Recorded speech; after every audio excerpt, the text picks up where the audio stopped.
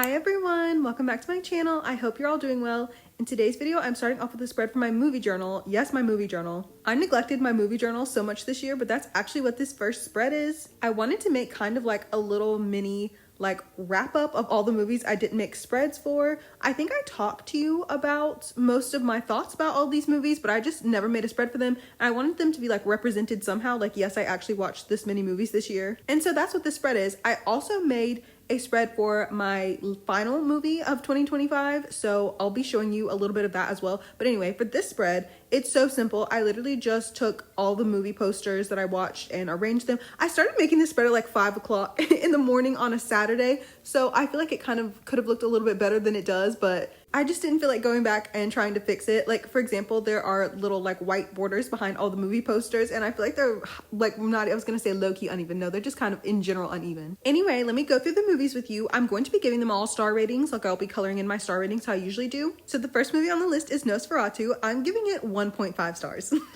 I feel like so many people loved it, but as I explained earlier in the year, I found it to be so anti-women. The characters that suffered the most in the movie were the women, and I don't know if it was trying to have a conversation about women's desire, but all it did was actually make it seem like you should be punished. That final scene of Lily's character lying there literally being so grossly devoured by this nasty old monster. The more I've thought about that movie throughout this year, the more I've disliked it. I was like, what did you think you were doing? Stop letting men make movies. And also, no offense to Bill Skarsgård, but why did Count Orlok kind of sound like the Cave of Wonders? Okay, so the next movie is My Best Friend's Wedding. I have seen that movie so many times. That was not my first time watching it. I'm giving it a 4.5 stars. It is one of my favorite ever rom-coms. I don't think I ever talked about why I watched it. I watched it because it came out in 1997, and so that makes it 28 years old this year. And in the movie, Julia Roberts' character is turning 28. That's when their little pact. If you've never seen the movie, her and her best friend have a pact that if they're not married by the time they're 28, that they're going to marry each other. So I just thought it would be kind of fun to watch it on, the 28th anniversary of the movie coming out. And also I came out 28 years ago. I'm 28 years old now. So I thought that was kind of fun and special.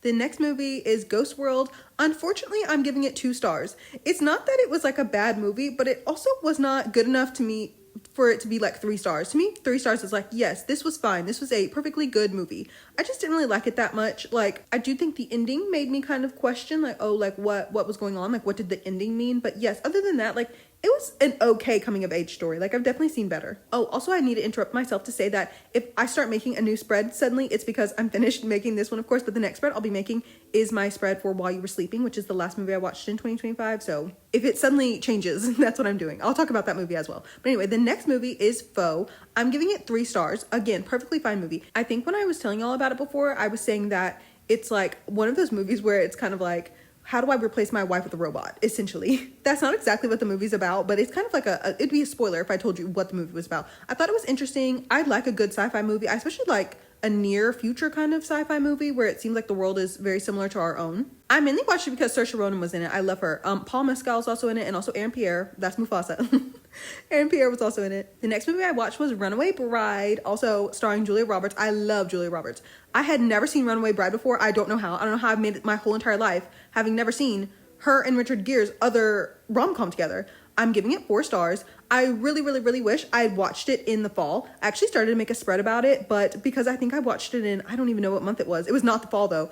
I've never in my life seen a fall rom-com, other than maybe Mystic Pizza, which also stars Julia Roberts. But yeah, I just thought it was fun. I love a rom-com. I love an old rom-com. Everyone in that town was being so nasty to Julia Roberts' character. The guy, Richard Gere's character, he was the only one who was kind of nice to her. It's not her fault she didn't want to get married. Those people weren't right for her. The next movie is American Psycho, and I'm giving it 2 stars. It's not that it was a terrible movie. First of all, the horror genre is really not for me in general, but I just I didn't think it was as good as I thought it would be. And I don't know, Patrick Bateman's character was so ridiculous, and I thought it was kind of funny. But yeah, I don't know. Maybe it's because I already have so many of these thoughts about class and consumerism. That's not really something that's new to me. It's interesting to blend that with a horror movie, I guess. But I gave it 2 stars instead of 3 stars because I felt I would not rewatch it. I feel I can't give something 3 stars if I wouldn't even rewatch it. So anyway, the next movie is Corpse Bride. I mean, I don't even really have anything to say. It's my second favorite Halloween movie. It gets a 5 star from me. I try to watch it every few years anyway around Halloween time, but I watched it this year specifically because it was its 20th anniversary. And then the last movie is Sinners. I did recently talk about it. I'm giving it 3 stars. Again, perfectly fine movie. I also said I would not rewatch it, but it was not a 2-star. Whoa, that'd be crazy. As I said before, I loved everything the movie was trying to say, and that's really stuck with me. Like, even the scene when the vampire arrives to those white people's house and they let him in, and the Native Americans come by and are like, hey, we'll take care of him for you. And they're like, no, like they don't trust the Native Americans. And it's like, see what happens when you align yourself with whiteness. I really don't understand how there can be a movie that has just so much to discuss, so much to talk about, without the movie itself being that good. But those are all of the movies that I watched that I did not make spreads for. And the spread I'm making right now is for While You Were Sleeping, which is a rom-com. I think it's from 1995. It has Sandra Bullock and Bill Pullman, which is crazy because Bill Pullman was kind of old back then. Like, I think Sandra Bullock was maybe in like her early 30s and Bill Pullman was in like his early 40s. That's kind of crazy. I watched it because it starts on Christmas Eve. Like, that's where the story starts. And I think it goes like a little bit past New Year's. So it's perfect for this time of year. Also, it's set in Chicago, and I love when rom-coms are not set in New York City or like somewhere in the English countryside. That's actually one of my favorite things about My Best Friend's Wedding too. I like that it's set in Chicago. Like, give me another city that's not New York. Or London. Sometimes it's London. It's not even like the countryside sometimes. While You Were Sleeping is about this girl who works at like a ticket booth for the train in Chicago. What is that called? The L. And she sees this like very like fancy looking man all the time. And like in her head, she's like, I'm going to marry him. Oh, by the way, he's played by Peter Gallagher, famously of Covert Affairs fame and also Law and Order SVU fame, my favorite shows. And one day she sees him get into an accident, and this accident causes him to fall into a coma. And so she goes to the hospital to visit him because she's the one who like saved his life. And the nurse thinks that she's his fiance because she like whispers to herself that like she was supposed to marry him because, you know, she's just been like in faraway love with this man. But she takes Sandra Bullock's character up to the room where his family is waiting and is like, here's his fiance. So now she has to pretend to be this man who's in a coma, you know, while you were sleeping. She has to pretend to be this man's fiance. And so she's getting really close to his family and stuff, and she doesn't have a family of her own, but she starts falling for his brother, Bill Pullman's character. I used to always watch some sort of holiday rom-com movie around this time of year as a little like holiday date night with myself, and it's been such a long time since I did that. And also, I wasn't sure about making a spread for this at first, but it turned out so cute, so I'm so happy I made it. And those are all the movies that I watched in 2025. And no, I did not get to rewatch Grandma Got Run Over by a Reindeer, but that's okay. I ended up watching way more movies than I thought I would, so I'm proud of myself for that. Actually, now that I'm thinking about it, I haven't colored in my trackers in a long time. Didn't I have only so many little spaces to color in? Oh my gosh. I guess we'll see what I do at the end of the video because I don't even know right now. But yes, these 2 spreads complete my movie journal for the year 2025. The next spread I'm making is for my reading journal. This actually might be my not my last spread in my reading journal for the year, but my last reading journal spread that I like share with you in terms of like telling you my thoughts about something. So this spread is for Heart Racer. This is a blmanhwa. When I tell you, I've been reading this story for probably 2.5 years at this point. I don't know why, but when the story was almost finished, I just like stopped reading it. And I have been at that point for literally like a 1.5 years now. Like, I have not picked this story back up in so long. So literally this morning, as I'm recording this, I finished my final, I think it was 6 chapters. Like, I literally left off with this story in maybe like May or June of 2024. I'm just now getting to the end of the story. So in this story, there's Shi-yoon. He's a doctor and he's dating a man named Tae-sung, who is a himbo and also like a racer, not a race car driver, but like a motorbike racer. I don't know what you call that. Also, I forgot to say at the beginning of the video, it is so windy today. If you hear like cracks and creaks in the background, that's the wind. So Shi-yoon and Tae-sung, their relationship is kind of rocky. Shi-yoon really wants Tae-sung to stop racing because it's dangerous, of course. And one day Tae-sung gets into an accident and I think it puts him in like a coma for a little bit. I don't know. But basically when he wakes up, he doesn't remember Shi-yoon at all. Like, he has amnesia. You know, I love a little amnesia plot sometimes.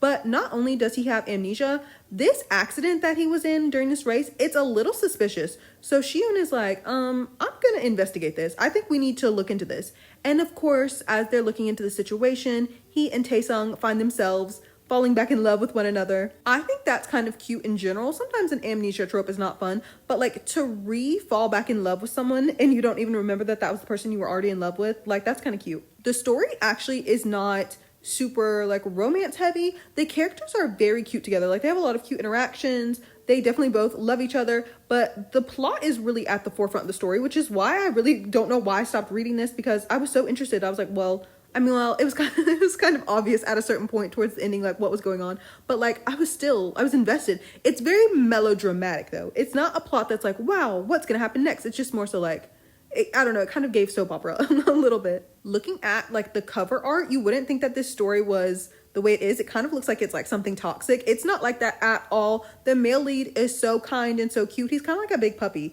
The main character, did you hear that sound? That was the Christmas tree falling down outside. Oh my gosh, pause. Anyway, the main character is a little prickly at first, but even he, I feel like his personality gets like softer and cuter as well. Like they're just very wholesome together. Taesung just like looks scary as all because he has all these tattoos and he's just like big and kind of has like pointy teeth, like, but he's so sweet. Speaking of the art, like, oh my God. The art in this manhwa is so beautiful. Like, that's why I wanted to read it to begin with. I didn't know that it would also have the added bonus of it being like a plot-driven story. Every single panel, gorgeous. In this spread, I'm mostly using screenshots that I took from the last few chapters because I don't know where all my other screenshots are at this point. Like, where are my screenshots from 2 years ago? How would I know? Both of their character designs are so pretty, as well as one of the other characters, Taesung's brother. He's his like adoptive brother.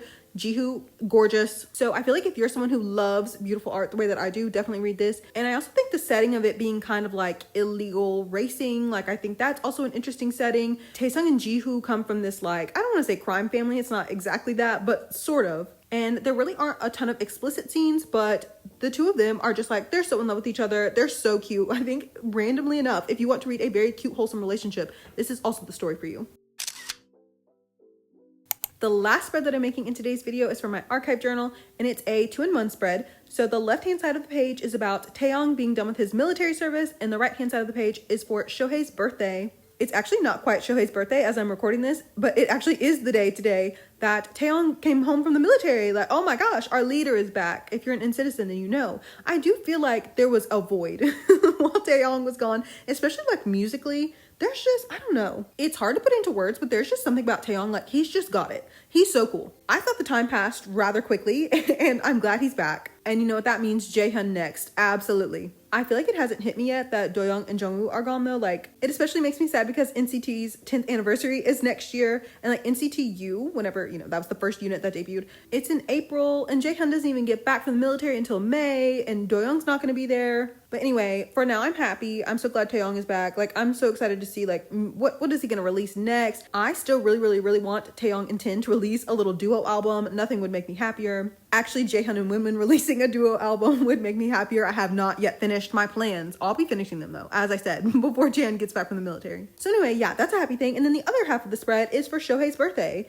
I talked about this last year, but Shohei, he was an SM trainee and he has just had the worst luck, I think, of anyone ever. And he's so talented. He was just doing a little exhibition of his art. So that makes me so happy that he's getting to do at least something. And also he recently made a TikTok. So that's fun too, because now he can at least like dance, show off his dance skills. He's so good. I remember last year when I was making his birthday spread, I was like, oh, now, you know, like there's something to be happy about because I thought Mitra would be debuting. No. I don't know what's going on with that. All I know is that Shohei deserves to be an idol. Like, that's all I know. It doesn't really matter in what capacity. I still think he could be an amazing soloist, but like, he just deserves to be an idol. But anyway, I wanted to wish him a happy birthday. I really hope that things in 2026 go a lot better for him. He's just like all around had such bad luck. To see someone so talented and who has so much passion for being an artist not getting to do that is really heartbreaking. All I can do is root for him, support him in whichever way possible. I did plan his solo debut if SM Entertainment does want to take a look at my Pinterest board.